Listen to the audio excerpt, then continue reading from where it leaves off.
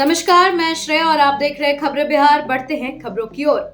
Ayushman card से इलाज करने में हो रही है मुश्किल, अस्पतालों में नहीं मिल रहा पैसा।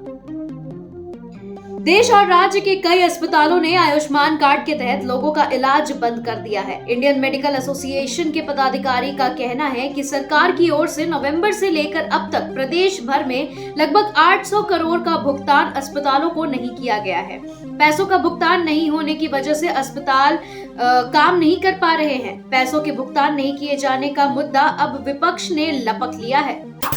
पॉलिटिक्स में भी हिट मशीन साबित हो रहे भोजपुरी के कई सुपरस्टार। 2014 से शुरू हुआ यह सिलसिला।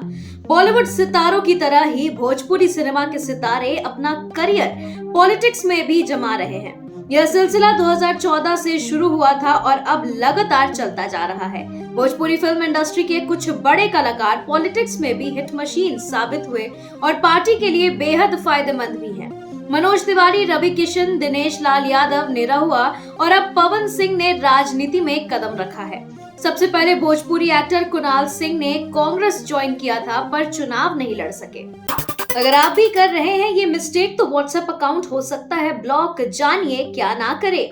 व्हाट्सएप पर अगर आप भी बिना सोचे समझे मैसेज फॉरवर्ड कर देते हैं तो आपको थोड़ा सतर्क हो जाने की जरूरत है, क्योंकि ऐसा करने से आपका अकाउंट बैन हो सकता है। अगर आप फेक और स्पैम मैसेज फॉरवर्ड करते हैं तो इस पर व्हाट्सएप कड़ी निगरानी रखता है और कुछ भी संदिग्ध पाए जाने पर ब्लॉक भी कर सकता है। UIDAI ने निकाली असिस्टेंट सेक्शन ऑफिसर और असिस्टेंट अकाउंट ऑफिसर की नौकरियां। प्रतिनियुक्ति से होगी भर्ती। भारतीय विशिष्ट पहचान प्राधिकरण यानी UIDAI द्वारा मुंबई स्थित रीजनल ऑफिस के लिए असिस्टेंट सेक्शन ऑफिसर यानी ASO और असिस्टेंट अकाउंट ऑफिसर यानी AAO के पदों पर प्रतिनियुक्ति के आधार पर भर्ती की जानी है। उम्मीदवार प्राधिकरण की आधिकारिक वेबसाइट uidai.gov.in पर एक्टिव लिंक से संबंधित भर्ती अधिसूचना डाउनलोड कर सकते हैं और आवेदन के लिए एप्लीकेशन फॉर्म इसी अधिसूचना में ही दिया गया है। यूपीएससी ने CAPF असिस्टेंट कमांडेंट भर्ती के लिए नोटिफिकेशन जारी किया। 506 पदों पर होंगी नियुक्तियां। संघ लोक सेवा आयोग यानी यूपीएससी की ओर से सेंट्रल आर्म्ड पुलिस फोर्स में असिस्टेंट कमांडेंट के पद के लिए एग्जामिनेशन 2024 के लिए नोटिफिकेशन जारी कर आवेदन प्रक्रिया शुरू कर दी गई है। जो भी उम्मीदवार इस भर्ती की तैयारियों में लगे हैं वे निर्धारित अंतिम तिथि यानी 14 मई तक वेबसाइट यानी upsc.gov.in पर फॉर्म भर सकते हैं। ऑनलाइन आवेदन से पहले पात्रता की जांच अवश्य कर लें। 8 से 12वीं है उत्तीर्ण तो ऑप्शन की भरमार। इन क्षेत्रों में कर सकते हैं भविष्य का निर्माण। आर्ट्स स्ट्रीम से 12th उत्तीर्ण करने वाले स्टूडेंट्स के लिए सबसे ज्यादा मौके उपलब्ध होते हैं। आर्ट्स स्ट्रीम से 12वीं उत्तीर्ण करने के बाद छात्र टीचिंग, लॉ, मेडिकल मैनेजमेंट, पत्रकारिता, एडमिनिस्ट्रेशन समेत विभिन्न क्षेत्रों में करियर बना सकते हैं। इन क्षेत्रों में करियर बनाने के लिए आप 12वीं के बाद ही उपलब्ध कोर्स में प्रवेश ले सकते हैं और अपने भविष्य को नई दिशा दे सकते हैं। टीचिंग में बनाना है करियर तो 12th के बाद करें ये कोर्स, सुनहरा होगा भविष्य।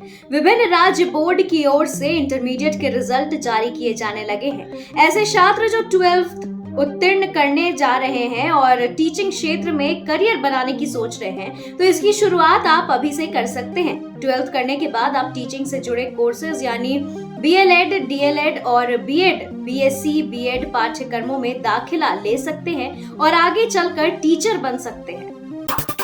पहले और दूसरे चरण में कम वोटिंग की क्या है वजह? लोकसभा चुनाव 2024 के दूसरे फेज में 63% मतदाताओं ने ही अपने मताधिकार का इस्तेमाल किया, जबकि 2019 की अगर बात करें तो इन्हीं सीटों पर 70% लोगों ने बढ़ चढ़कर वोट किया था। कम वोटिंग की यह हो सकती है वजह कि गर्म मौसम और हीट वेव की मार की वजह से लोगों को घर से निकलने में परेशानी हो रही हो। वोटरों में कम उत्साह भी वोटिंग परसेंटेज में गिरावट की वजह से हो सकती है। यह कहे कि सरकार के प्रति उदासीनता भी इसकी बड़ी वजह हो सकती है।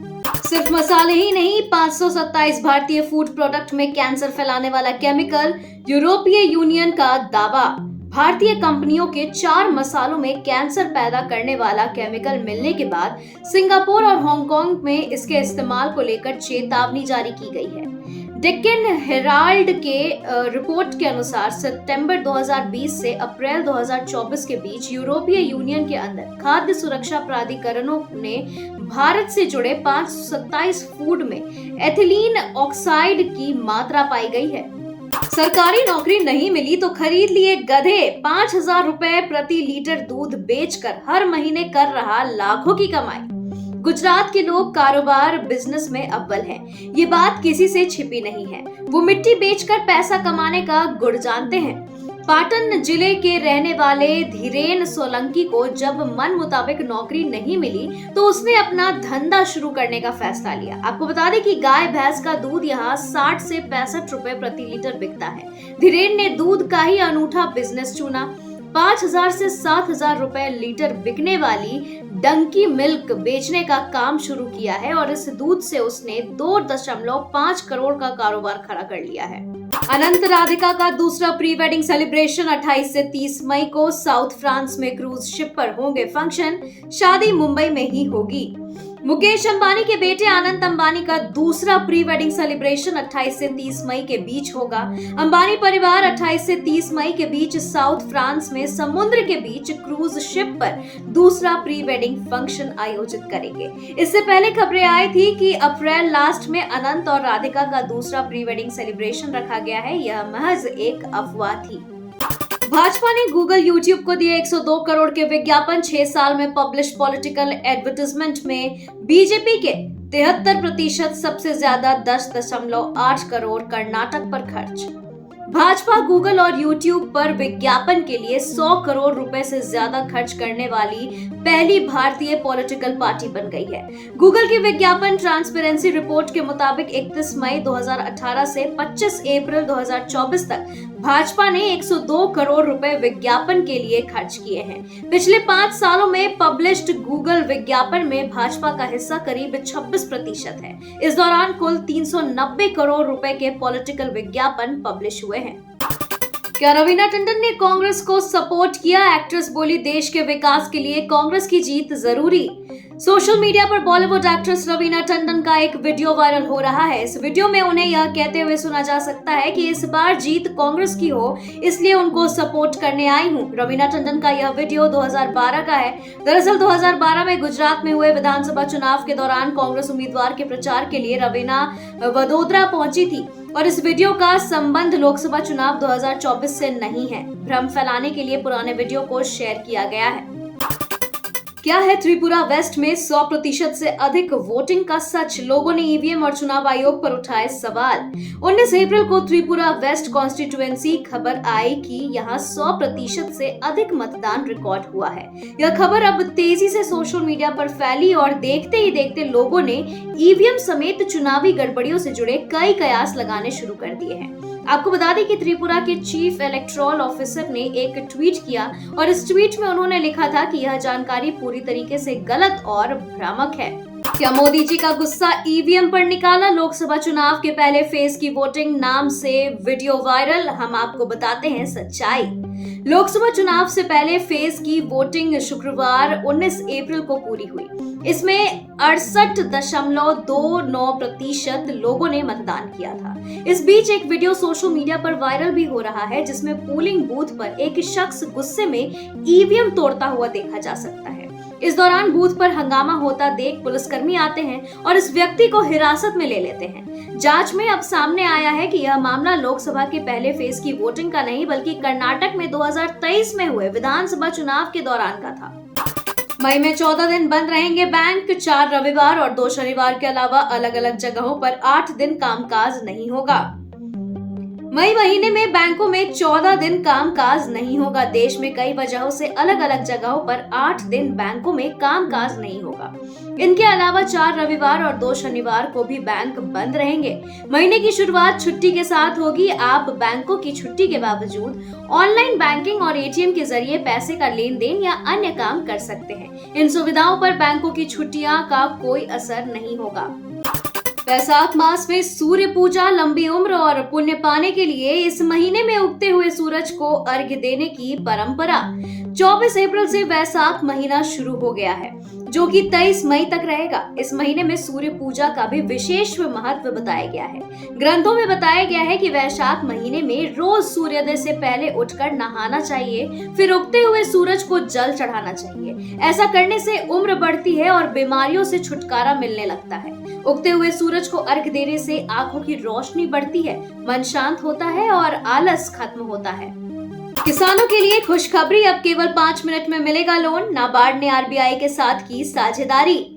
किसानों को आसानी और कम से कम समय में लोन उपलब्ध कराने के लिए नाबार्ड के द्वारा एक बड़ा कदम उठाया गया है। नाबार्ड ने डिजिटल कृषि ऋण में क्रांति लाने के लक्ष्य के साथ public take platform for frictionless credit के साथ एक महत्वपूर्ण साझेदारी की है। आपको बता दें कि नाबार्ड ने सहकारी बैंकों और क्षेत्रीय ग्रामीण बैंकों के लिए डिजिटल किसान क्रेडिट कार्ड लोन प्रोसेसिंग की सुविधा के लिए एक ऋण प्रणाली प्लेटफॉर्म तैयार की है।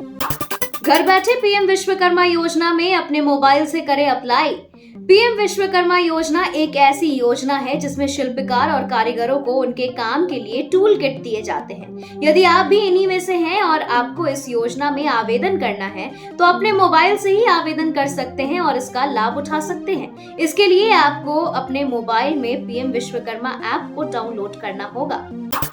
किस्त में बढ़ोतरी, अब 6,000 रुपए के बजाय मिलेंगे 8,000 रुपए। किसानों के लिए बड़ी खुशखबरी। सभी किसानों के लिए बड़ी खुशखबरी है। अगर आप भी केंद्र सरकार द्वारा किसानों के लिए शुरू की गई प्रधानमंत्री किसान सम्मान निधि योजना का लाभ ले रहे हैं तो यह न्यूज आपके लिए बहुत ही ज्यादा आवश्यक है। इस योजना के तहत किसानों को हर 4 महीने में 2,000 रुपए की किस्त का लाभ आर्थिक सहायता के रूप में दिया जाता है। इस योजना के अंतर्गत हर वर्ष मिलने वाले 6,000 की धनराशि को अब बढ़ा दिया गया है। हालांकि इस बढ़ोतरी का लाभ अभी तक केवल राजस्थान के योग्य किसानों को ही दिया गया है। बांग्लादेश की धरती पर रंग जमाने को तैयार हरमनप्रीत एंड ब्रिगेड।